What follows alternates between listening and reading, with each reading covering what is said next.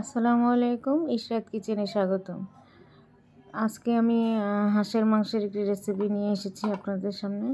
শীত আসলেই হাঁস খাওয়ার শুরু ধুম পড়ে যায় সবার ঘরে ঘরেই। তো এই যে দেখেন, এখানে আমি আজকে দুটো হাঁস নিয়েছি। হাঁস দুটোকে হেল্পিংয়ের না থাকার কারণে আমার নিজেকেই পরিষ্কার কেটে ধুয়ে নিতে হয়েছে।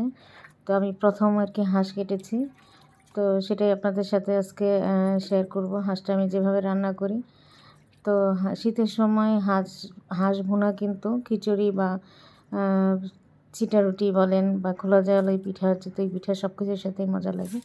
তো এখানে আমি দিয়ে দিলাম কতগুলো আস্ত শুকনো মরিচ, আদা থেতো করে নিয়েছি। যেহেতু দুটো হাঁস নিয়েছি, এখানে আমি 2.5 চামচ আদা বাটা, 3 চামচ শুকনো মরিচ, 2 চামচ রসুন বাটা, জিরা, তারপরে হচ্ছে ধনিয়া গুঁড়া, সব কিছু দিয়ে আস্তে আস্তে যেসব মশলা উপকরণ লাগে, লবণ, সরষের তেল, গরম মশলা গুঁড়া, সব ধরনের মশলা, আস্ত গরম মশলা সব কিছু দিয়ে আমি হাঁসটাকে বেশ খানিক সময় নিয়ে প্রায় 10 মিনিট ধরে সুন্দর করে মাখিয়ে তারপর এটাকে আমি রেস্টে রেখে দিব প্রায় আধা ঘন্টার জন্য। তো এই যে দেখেন, আজকে হাঁসটা রান্না করতে কিন্তু আমি কোনো রকম পানি ইউজ করব না। হাঁসটা প্রপার একদম সিদ্ধ হয়ে যাওয়া পর্যন্ত, দেখেন যখন বলক এসেছে সেই পর্যায়ে আমি হাঁসটাকে একটু উল্টে পাল্টে নেড়ে চেড়ে দিচ্ছি।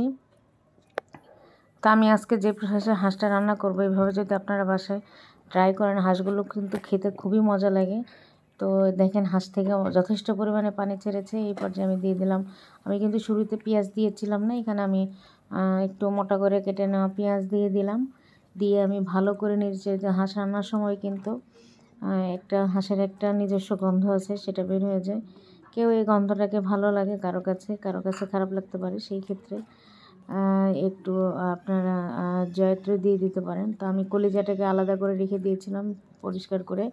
তো সেটা আমি হাঁসটা যখন হাফ ডান হয়ে আসবে তখন হলো কলিজাটা দিয়ে, আর আস্ত রসুন, হাঁস রান্নায় যখন গোটা রসুন দেওয়া হয়, রসুনটা খেতে যা মজা লাগে, এটা যারা আস্ত রসুন খান তারাই বলতে পারবেন, মানে জানবেন। তো তারপর আমি দিয়ে দিলাম কতগুলো কাঁচামরিচ। তো এখানে আমি 3ভাবেই গুঁড়া মরিচ, আস্ত শুকনো মরিচ, কাঁচামরিচ সবই ব্যবহার করেছি, কারণ হাঁসের মাংস যদি একটু ঝাল ঝাল না হয় খেতে কিন্তু মজা লাগবে না। তো এই যে দেখেন, আমার হাঁস থেকে কিন্তু অলরেডি তেল ছাড়া শুরু করে দিয়েছে। আমি খুব ভালো করে কষিয়ে জাস্ট একটু হাফ কাপের মতো একটু পানি দিয়েছি।